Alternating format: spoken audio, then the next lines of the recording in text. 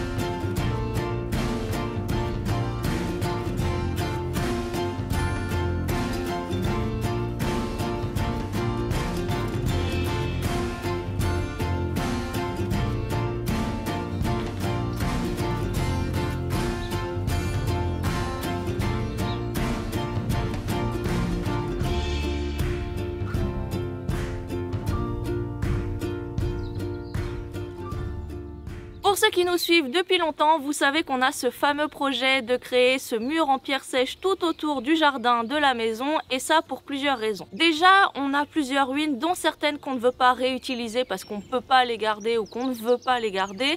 Donc on va réutiliser les pierres pour les mettre dans le mur. C'est du matériau gratuit et ça évite d'avoir à se retrouver avec des tas de pierres dont on ne saurait pas quoi faire. Également, comme vous le voyez, on est un petit peu en contrebas par rapport au terrain parce qu'on a un terrain comme ça et comme on voulait un jardin plutôt plat, on est obligé d'être en contrebas du reste du terrain et pour éviter qu'il y ait des effondrements et que la terre finisse par tomber, on a créé ce mur qui va permettre de retenir tout ça et de faire un mur de soutènement. Et enfin, pourquoi en pierre sèche? Vous allez nous dire ça vous prend beaucoup de temps et beaucoup d'énergie. Alors certes, mais on trouve que le résultat est vraiment chouette parce qu'on a l'impression qu'il a toujours été là. Ça donne un petit côté champêtre et bucolique qu'on aime beaucoup. On imagine déjà les petites plantes qui vont pousser à travers les pierres, les petits lézards qui vont venir se cacher. Donc ça devrait vraiment embellir le jardin et on pense que le bois, la pierre, les arbres, les plantes, tout ça, ça devrait faire vraiment une belle harmonie. On a hâte de voir ce que ça va donner une fois que tout aura vraiment pris vie.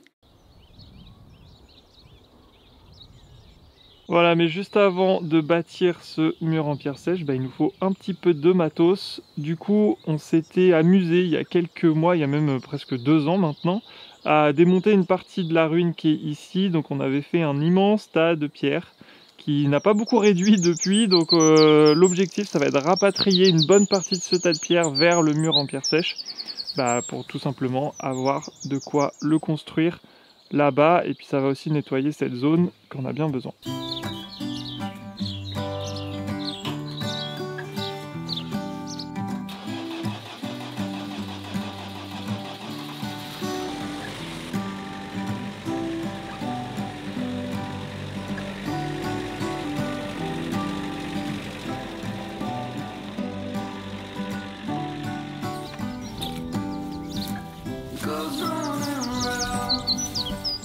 un petit peu de boulot en perspective parce que je sais pas combien il y a de tonnes de pierre là-dedans. Heureusement, on a notre fidèle ami Tractorman. Tractorman. Par contre, c'est envahi d'orties. Comme à peu près 80% de notre terrain. Allez, c'est parti.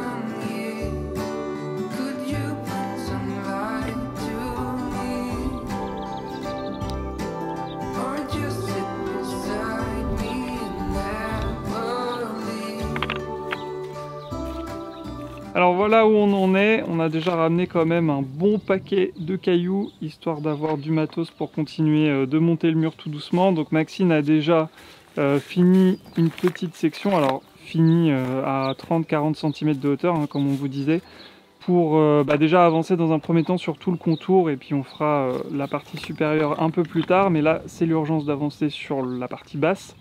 Et avant de continuer, vous voyez ici, on a notre retenue de terre qui est un petit peu éboulée, donc ça c'est normal avec tout ce qu'il a plu cet hiver. Et pour l'instant, il n'y a rien pour retenir la terre, c'est justement tout l'intérêt de notre mur en pierre sèche. Donc il va falloir enlever tout ça par terre avant de poser les cailloux, parce qu'on ne peut pas poser les pierres sur une base qui n'est pas stable.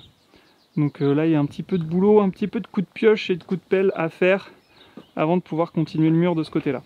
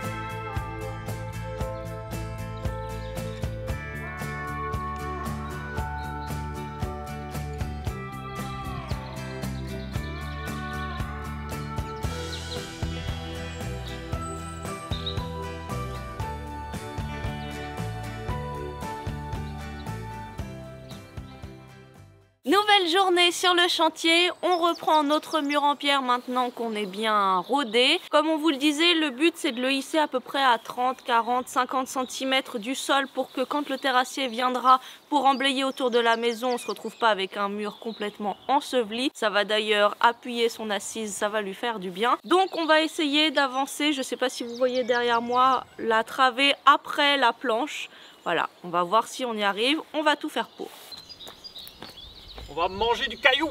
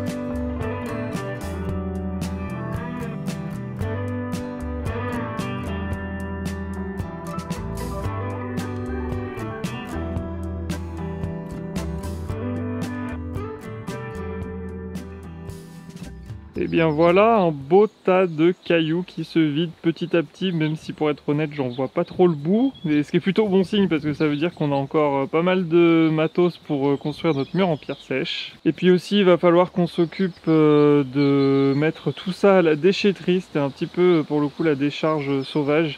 On a loué un petit camion pour emmener tout ça la semaine prochaine, donc ça va faire aussi un peu de place. Et j'en profite pour vous expliquer un petit peu ce que va devenir cet endroit, parce que c'est vrai qu'on a eu pas mal de questions dans les commentaires sur comment se situeront les gîtes par rapport à l'entrée du terrain, le garage, etc. Donc vous voyez l'entrée du terrain sur la droite, le grand garage avec ses 4 places couvertes, et on aura une 5e place ici qui sera un petit peu plus large puisqu'elle sera adaptée pour les personnes à mobilité réduite, puisqu'on veut qu'il y ait au moins un des 3 gîtes qui soit 100% PMR. Donc voilà, ça c'est une volonté de notre part, et l'objectif c'est qu'ici, une fois qu'on aura enlevé tous nos cailloux et tout notre bazar, eh bien on mette le terrain à niveau avec le petit chemin qu'il y a ici, qui est donc une place de parking, et sur le côté on va faire une rampe, donc qui va permettre en fait de longer la ruine, puisque une partie de la ruine va rester, notamment cet endroit là. Par contre le petit bout de mur que vous voyez derrière lui, malheureusement on ne pourra pas le conserver, mais du coup on va avoir une rampe qui va passer derrière le garage ici et qui va rejoindre la partie des gîtes qui vont se trouver en haut de la butte. Donc si j'essaie de vous montrer ce à quoi va ressembler l'accès, je vais essayer de passer en filmant, en essayant de ne pas me tuer dans tous ces cailloux. Hop, hop, hop, hop. Voilà, désolé, ça bouge un peu. Donc là, évidemment, c'est pas forcément simple de se rendre compte, mais on a notre garage ici et ça va être emblayé jusque sous le bardage en fait, à peu près ici. Et donc on va avoir notre petit passage là et le passage qui va continuer ici sur cette zone là avec un premier gîte à peu près ici. Et après, si je continue d'avancer, toujours en regardant où je mets les pieds, aïe, et je me fais piquer par les orties. Tac, tac, tac. Et voilà où se situeront les 2 autres gîtes. Donc là, pareil, avec un petit accès ici qui va mener au gîte 1 qui sera là et au gîte 2 qui sera là à peu près. Et avec chacun leur petit jardin qui va mener un jour à la forêt comestible qui va se dessiner ici. Donc je sais, c'est pas forcément très facile de se projeter, mais il y aura aussi un mur qui va venir au niveau du petit piquet et du filin qu'on avait tendu ici pour séparer notre partie privée, donc notre maison, de la partie gîte, et qui auront aussi chacun un jardin privé. Et voilà, pourquoi je vous parle de tout ça, c'est que pour faire ça, il va falloir un petit peu d'énergie, du temps, et ça, ce sera notre souci, mais aussi du budget. Et malheureusement, il n'y a aucune banque au monde qui nous prête de l'argent, puisque nous sommes des autoconstructeurs, et que nous ne sommes pas assez riches pour que la banque ait confiance en nous. Donc on a lancé un financement participatif. Vous êtes déjà très nombreux à avoir participé, merci infiniment. C'est indispensable pour que ce projet soit une réussite. Donc l'objectif est très simple, vous pouvez dès maintenant pré-réserver vos nuits dans ce qui deviendra ici un jour des gîtes, et normalement dès l'année prochaine, si on parvient à réunir la somme nécessaire, donc c'est-à-dire le premier palier de 35 000 €. Aujourd'hui on a dépassé les 10 000 €, donc c'est déjà incroyable, mais on est encore très loin du compte. Et malheureusement, si nous n'atteignons pas ces 35 000 €, eh bien il n'y aura rien du tout, pas de projet. On ferme la boutique, et toutes les personnes qui ont participé seront évidemment remboursées, mais on n'a pas envie d'en arriver là. On a envie de partager ça avec vous, de faire des centaines et des centaines de vidéos sur la construction de nos gîtes, sur l'aménagement de ce jardin, de ce potager et ainsi de suite. On a vraiment envie de partager ça avec vous. Donc merci infiniment pour tous ceux et celles qui vont encore participer. On vous met évidemment le lien dans la description. Et puis voilà, chaque euro compte, donc n'hésitez pas, si vous voulez même faire un petit don de 1, 2, 3, 5, 10 €, peu importe, et ben on le prend avec grand plaisir. Et pour ceux et celles qui veulent réserver des nuits et des séjours complets, et ben c'est aussi un grand plaisir et on a hâte de vous accueillir. Voilà, maintenant on va continuer notre fameux mur en pierre, ce qui ne va pas se monter tout seul.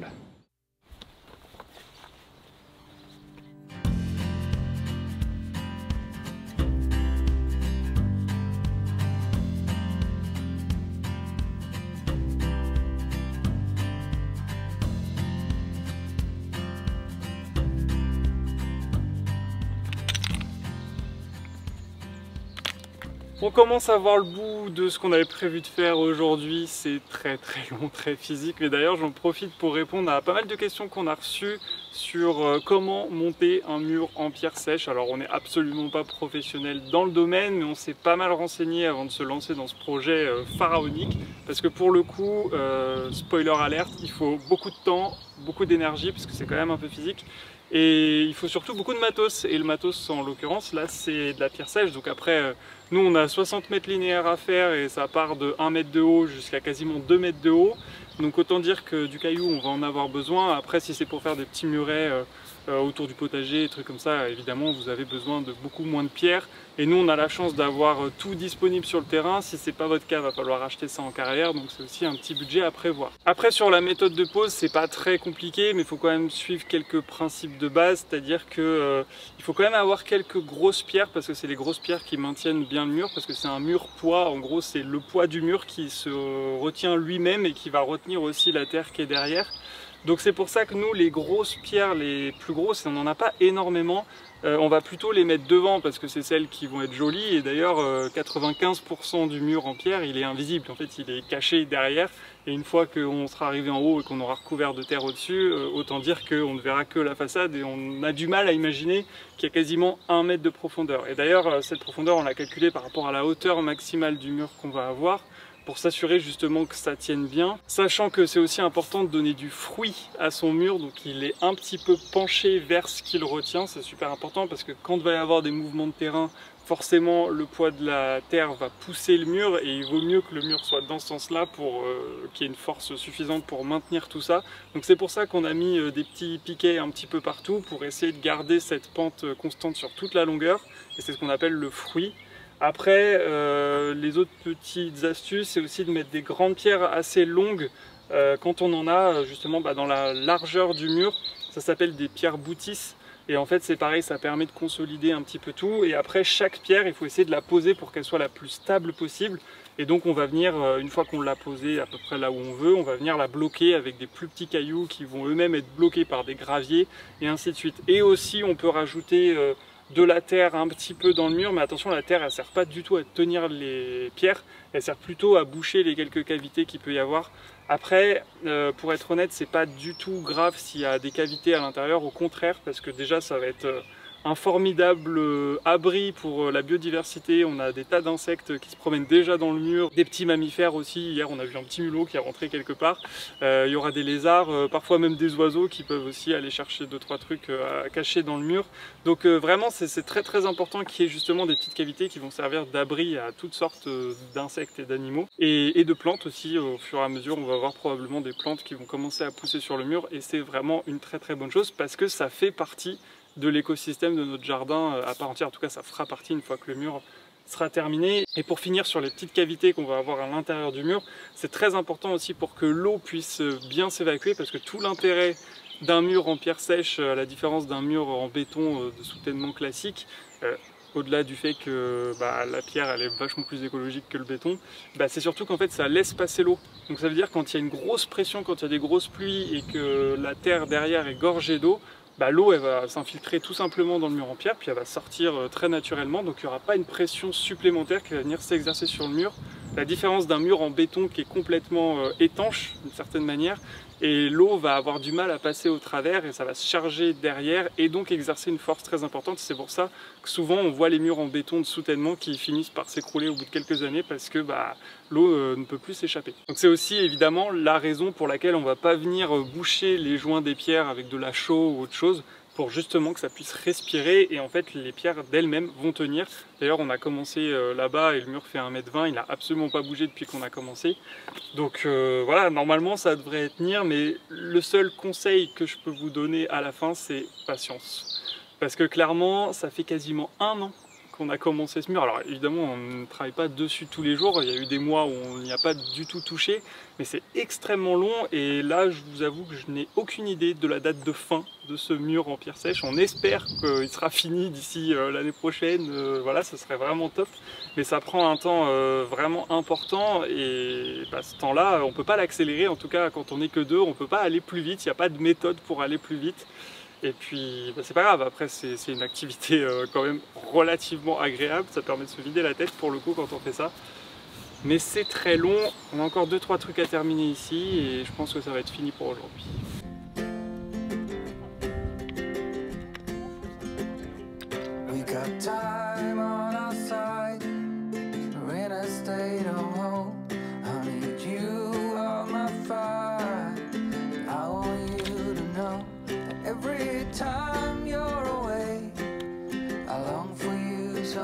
I can find my way. We got everything here, at least to stay alive, and the time that we share makes it all worthwhile. Et voilà, on arrête là, on a atteint à peu près l'objectif qu'on s'était fixé aujourd'hui, parce que hier on se voyait déjà faire toute la longueur, mais c'était une fois encore un peu trop ambitieux. Ça fait du bien de savoir qu'on avance sur ce mur, mine de rien, on avait l'impression qu'on n'arriverait jamais à ce stade-là. Finalement ça y est, alors c'est pas assez dur pour dégoûter Maxime et qu'il arrête de se dire qu'il veut mettre des murs en pierre sèche partout sur le terrain. Oui, je suis d'accord, c'est très beau, mais je lui ai dit on sera mort sur un mur en pierre sèche à 50 ans parce qu'on se sera usé complètement. C'est pour ça que c'est bien aussi d'en faire un petit peu tous les jours, parce que là c'est vrai que 2 jours complets là-dessus on est un peu dégoûté quoi. Enfin c'est trop toujours la même chose en fait, donc au bout d'un moment on a envie de passer à autre chose, et c'est pour ça que dans les prochaines vidéos on va faire complètement autre chose. Et d'ailleurs l'intérieur de la maison devrait véritablement changer dans les prochaines semaines, parce que là on a passé commande pour les plaques de plâtre, pour la plomberie on est en train de voir ça, pour l'électricité on est en train de voir ça, pour la double isolation on est en train de voir ça, pour le chauffage au sol on est en train de voir ça, enfin bref, la cuisine même, donc on est en train de faire tous les devis et de commencer les commandes aussi pour pas mal de choses qui vont arriver dans les 2 mois là en fait. Donc normalement, il y a des choses qui vont arriver la semaine prochaine. Il y a des choses qui vont arriver la semaine prochaine, mais ça veut dire que d'ici l'été, d'ici le 21 juin, normalement, l'intérieur de la maison aura beaucoup changé. Pourquoi le 21 juin? L'été. Ah oui, je pensais la fête de la musique. Et la fête de la musique, ça te dit pas que c'est le jour de l'été? Si, mais je me disais, bon, tu veux faire une soirée. Voilà, vous voyez tout ce que je dois supporter à longueur de journée, c'est pas facile, priez pour moi. Je suis fatiguée. Bon, en tout cas, merci infiniment d'avoir regardé cette vidéo jusqu'au bout, on espère qu'elle vous a plu. Si c'est le cas, n'hésitez pas à laisser un petit j'aime, à mettre un petit commentaire, on adore toujours vous lire et à vous abonner. Et vous pouvez aussi continuer à nous soutenir, bien sûr, avec cette campagne de financement participatif. On vous met le lien dans la description pour nous aider à construire ces fameux gîtes qu'on vous présentera en long, en large et en travers dans des vidéos à venir si ça vous intéresse. Donc merci infiniment à toutes celles et ceux qui ont déjà contribué et merci à toutes celles et ceux qui vont contribuer dès maintenant. On se retrouve donc dans la prochaine vidéo. Salut! Salut!